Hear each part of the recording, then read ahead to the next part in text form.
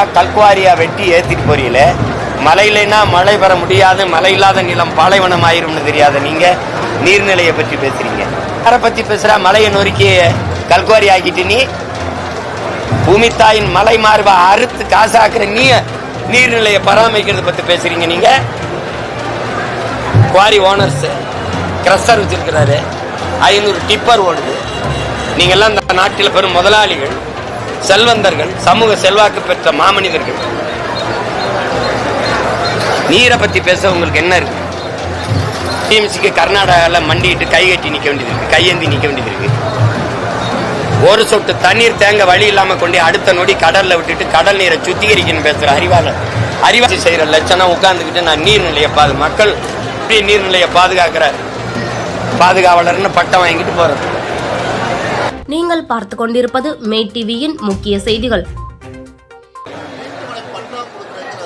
நீர்நிலையை பாதுகாக்கணும்னு பேசுற பெருமக்கள், அறிவார்ந்த சான்றோர்கள், மண்ணை மக்களை சுற்றுச்சூழலை எல்லாம் நேசிக்கிற பெருமக்கள், இயற்கையின் ஆர்வலர்கள், நீங்கள்லாம் கவனிங்க. அரை எங்கெல்லாம் ஆற்று மணல் உருவாக 100 ஆண்டு ஆகுங்கிறது அறிவியல், புவியியல் எல்லாம் தான் சொல்லுது. இயற்கை எல்லாமே அதான் சொல்லுது.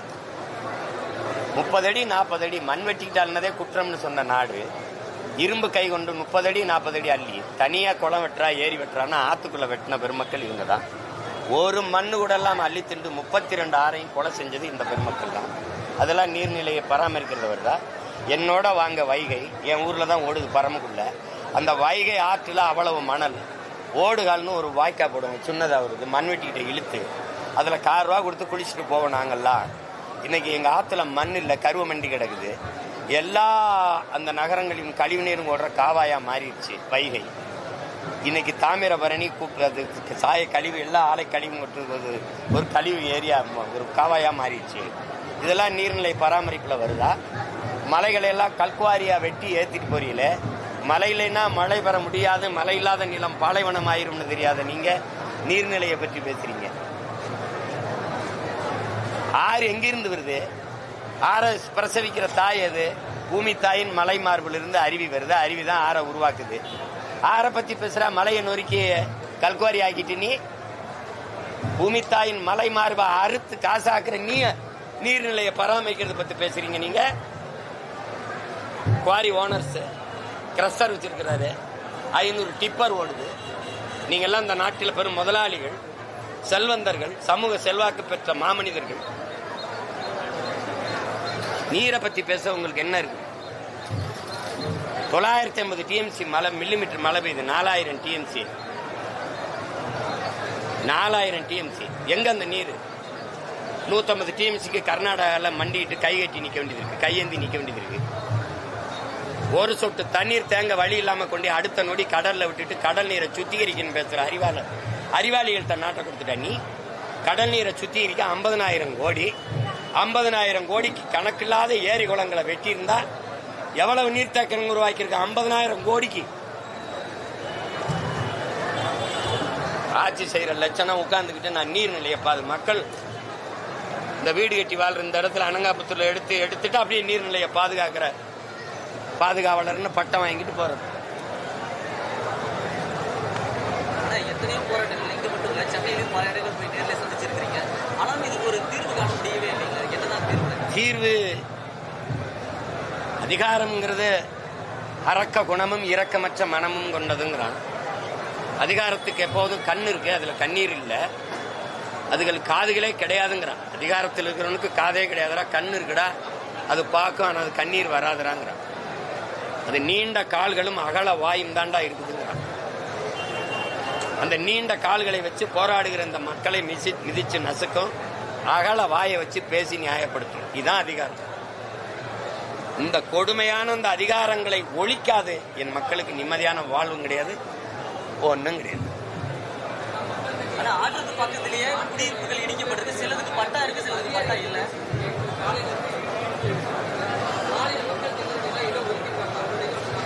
இடம் ஒதுக்கல.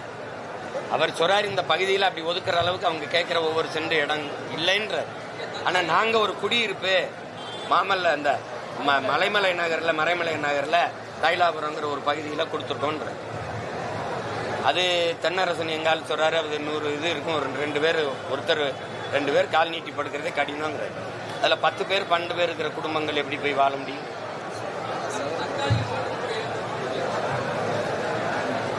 அது இதயம் இருக்கிறவர்கள், மனச்சான்று இருக்கிறவர்கள் ஆட்சியில தான் அதை யோசிப்பாங்க. மக்களை பத்திரமா வாழ்விடம். பெருந்தலைவர் காமராஜர் வைகை அணையை கட்டும்போது 20 கிராமத்தை காலி பண்றாங்க. அது நம்ம ஐயா கவிப்பேரரசு முத்தமிழ் பேரறிஞர் வீடுங்க அந்த இருந்த இடங்களும் காலியாச்சு. மாற்று இடம் கொடுத்துட்டு அப்புறம் தான் அதை செஞ்சார். ஏன்னா அவன் தலைவன், அவன் ஆட்சியாளன், அதனால நடக்குது. இங்க அப்படி இல்லையே, இங்க அப்படி இல்லையே. இந்த குடியிருப்புகள்ல இடிக்கப்பட்ட இடத்துக்கு பக்கத்திலேயே குடியிருப்புகள் பட்டம் வழங்கப்பட்டிருக்கு, சிலருக்கு வழங்கப்படல. மாநகராட்சி ஆணையர் என்ன விளக்கம் கொடுத்தாங்க? நீதிமன்ற உத்தரவின் அடிப்படையில் தீர்ப்பு அடிப்படையில் பார்த்தவங்க அதெல்லாம் வந்து ஆவணங்கள் சரிபார்க்கப்பட்டு பதிவு செய்யப்பட்ட இடங்கள் சொல்லிட்டு நோட்டீஸ் சொல்லியிருக்காங்க. இல்லை, இப்போ நீங்கள் இப்போ இது ஒரு சீரமைக்கிறீங்க. இந்த வீடு ஆக்கிரமிப்பு, இந்த வீடு பட்டா இருந்தால் ஆக்கிரமிப்பு இல்லைங்கிறத நீங்கள் ஏற்கிறீங்களா? அண்ணன் சொல்றது, அந்த நீர்நிலை, அந்த நதி, அந்த ஆறு ஓடுற, அந்த தண்ணி ஓடுற கரையில் இப்படி வீடை கட்டிட்டாங்க, மொத்தமாக இது ஆக்கிரமிப்பு. இது குடிமனை பட்டா, குடி உரிமை கொடுக்கப்பட்டிருக்கு, இது குடிமனை உரிமை கொடுக்கப்படலை, பக்கத்து வீடு. இதை இடித்து இதை வைக்கிறது, இது எப்படி ஆக்கிரமிப்பு அப்புறப்படுத்துறதா வருது? எப்படி வருது? அப்போ இங்கே இப்போ இது பட்டா வழங்கப்படாதது குற்றமா, இல்லை இதுக்கு பட்டா வழங்கினது குற்றமா? அப்போ இந்த கேள்விக்கு யார்கிட்ட பதில் இருக்கு?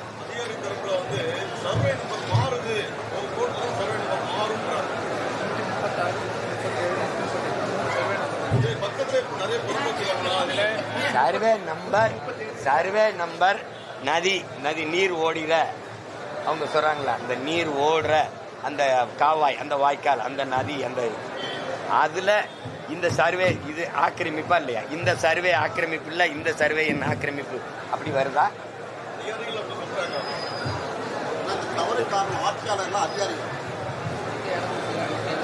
ஆட்சியாளர்கள். இப்ப நீங்க அதிகாரிங்கிறவர் யாரு கீழே வேலை செய்யறாரு? இப்ப காவல்துறை இப்ப கடுமையா நடக்குது, யாரோட உத்தரவுல நடக்குது? காவல்துறை யாரு கீழே இருக்கு? அதையே நீங்க அன்னை எவ்வளவு சத்தமா பேசுற, நீங்க சத்தமா சொல்ல மாட்டேங்கிறீங்க. முதல்வர் இப்ப எங்க இருக்காரு? அவுட் ஆஃப் கண்ட்ரோல்னாரு, இப்ப அண்டர் கண்ட்ரோல்ல இருக்காரு. இதெல்லாம் இது பேசி சில ஆழ்ந்த தாங்க முடியாத வலியும் வேதனையும் என்ன செய்யறது, சிரிச்சு ஆத்திக்கிற வேண்டியதுதான். அந்த நிதி மொத்த நிதி இங்க இருக்கிறதுனால, அதனால அதை தவிர்க்க முடியாம போக வேண்டியதாயிருச்சு. தேவைன்னா ஐயா துரைமுருகன் போறாரு, தேவைன்னா நம்ம தம்பி செந்தில் பாலாஜி போறாங்க, இப்ப தேவைன்னா ஐயா போயிருக்காங்க. இப்ப நீங்க ஈடி ரைடு நீங்க எல்லாம் இருக்கு, நம்ம ஒரு பேசி ஒரு முடிவு பண்ணலாம். இந்த சோதனை, இன்கம் டாக்ஸ் வருமான வரி சோதனை, இந்த அமலாக்கத்துறை சோதனை உள்ள போறது நமக்கு தெரியுது. ஆனா உள்ள வெளியில போறது எப்ப அந்த சோதனை முடிஞ்சதுன்னு யாருக்காவது தெரியுதா? தெரியாது. அங்க சோதிச்சியா அதுல என்ன எடுத்த? அவரு முறைகேடா இவ்வளவு பணம் வச்சிருந்தார், இவ்வளவு நகை வச்சிருந்தார், இவ்வளவு சொத்து சேர்த்து ஆவணங்கள் இருக்குது. ஏன் மக்கள் காசுல சம்பளம் வாங்குற நீ மக்கள்கிட்ட சொல்ல மாட்டேங்கிற? உனக்கு என்ன பிரச்சனை? நீ ரைடு போன, நீ வருமான வரி சோதனை போன முறைகேடா ஒரு 1000 கோடி வச்சிருந்தாப்ல, இந்த எடுத்த கொண்டு போறோம், என்கிட்ட சொல்லு என்கிட்ட சொல்லு. நீ பாடு உள்ள போறத சொல்லிட்டு போறா, அப்புறம் எப்ப போறா திருப்பின்னு தெரிய மாட்டேது, என்ன பண்றான்னு தெரிய மாட்டேது. டாஸ்மார்க்ல 1 லட்சம் கோடி நீங்க, ஒரு வாரம் கழிச்சு வெறும் 1000 கோடி நீங்க, அதுக்காக நடவடிக்கை இருக்கா? சந்திரசேகர ராவ் மகளை இதே சாரா, இதே டாஸ்மார்க், இது அராக் இதுல தான் கைது பண்ணீங்க. அரவிந்த் கெஜ்ரிவால் பதவியே காலி பண்ணீங்க, அவரை கைது பண்ணி உள்ள போட்டீங்க. இதே சாராயம் தான். ஜார்க்கண்ட் முக்தி மோர்ச்சா முதல்வரை இதே ஊழல்ல தான் கைது பண்ணீங்க. ஏன் இங்கே ஒன்னும் நடவடிக்கை இல்லை? ஏன் இல்லை?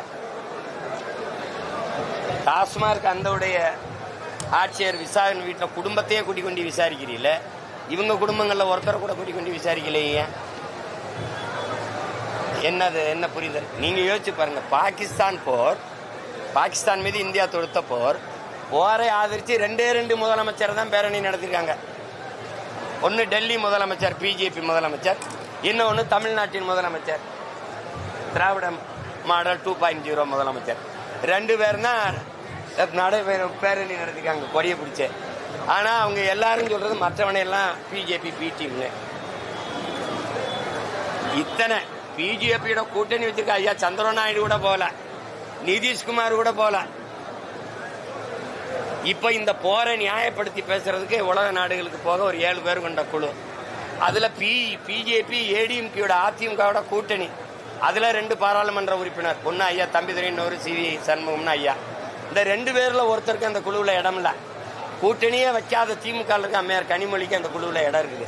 இப்ப யாரு உண்மையிலே கூட்டணி? என்ன அமைதி ஆயிட்டிய? கேட்கறதுக்கு பதில் சொல்லுங்க. 7 பேர் கொண்ட குழுல போரை நியாயப்படுத்தி பேச, அந்த பேசுற இடத்துல தீவிரவாதி எப்படி உள்ள விட்டீங்க, அவன் எப்படி உள்ள வந்தது தெரியல. அரை மணி நேரம் 1 மணி நேரத்துக்கு முன்னாடி அத்தனை பேரையும் சுட்டு கொண்டுட்டு போனான்ல, சுட்டவன டாப்புன ஏன் சுற்றி வளைச்சு அவனை கைது பண்ணல? வந்ததும் தெரியல, போனதும் தெரியல, செத்தது மட்டும்தான் தெரியுது.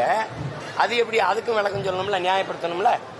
நீங்க இந்த பாகிஸ்தான் மேல இந்தியா தொடுத்த போரை நியாயப்படுத்திட்டு வாங்க. என் நாடு என்னத்துக்கு எந்த நாட்டில் போய் இந்த போரை நியாயப்படுத்தி பேச வேண்டிய தேவை எதுக்கு வருது? நான் எந்த நாட்டில் போய் நியாயப்படுத்தணும்? என் நாட்டோட பாதுகாப்பு நான் போர் தொடுத்தேன். அதை சொல்றதுக்கு எந்த நாட்டில் விளக்களிக்கணும்? விளக்கம் அளிக்கிற நீங்கள் மணிப்பூர் கலவரம் ஏன் நடந்ததுன்னு ஒரு விளக்கம், அதை நியாயப்படுத்தி பேசிட்டு வாங்க. அதையும் பேசுவீங்களா? குஜராத் கலவரத்தை பேசுவீங்களா? இதுல 26 பேர் தான் கொல்லப்பட்டிருக்கான். அதுல பல்லாயிரக்கணக்கான மக்கள் கொல்லப்பட்டான்.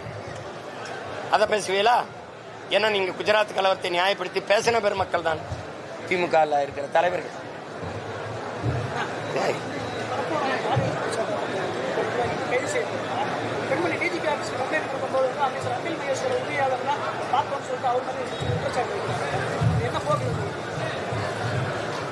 இப்ப இந்த அதிகாரம் போய் இன்னொரு அதிகாரம் வரும்போது அதுக்கு நடவடிக்கை அப்படிதானே இருக்குது.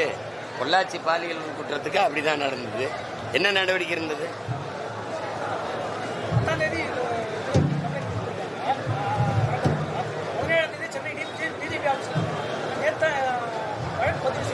அந்த கட்சியில வாடகை வாய்கள் நிறைய இருக்கு. அவங்க எல்லாம் இப்ப என்ன பேசுறாங்க? பெண்ணியவாதிகள் பெருமக்கள் இருக்கிறாங்க. எனக்கு எதிராக போராட மனு கொடுக்க மகளிர் ஆணையத்துக்கெல்லாம் போன பெருமக்கள்லாம் இருக்கிறாங்க. அவங்கெல்லாம் இப்போ என்ன பண்ணாங்க? இவங்களையெல்லாம் பெண்கள் கணக்கிலே சேர்க்கலையா? அவங்க கட்சிக்காரன் செஞ்சுட்டான்னா அது தர்மம், அது நியாயம், அது பிரச்சனை கிடையாது. மற்றவன் பேசினா அது பெரிய பிரச்சனை. நடவடிக்கை எடுத்திருந்தா சொல்லுங்க. எடுத்திருக்காங்களா? எடுத்திருக்காங்களா?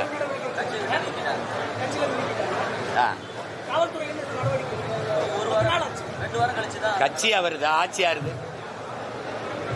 கட்சி அவரது நீக்கிட்டாரு, ஆட்சி யாருது? ஆட்சி யாருது சொல்லுங்க. அவரு தானே, ஐயாவுடைய தானே. ஏன் நடவடிக்கை எடுக்கல? ஏன் நடவடிக்கை எடுக்கல?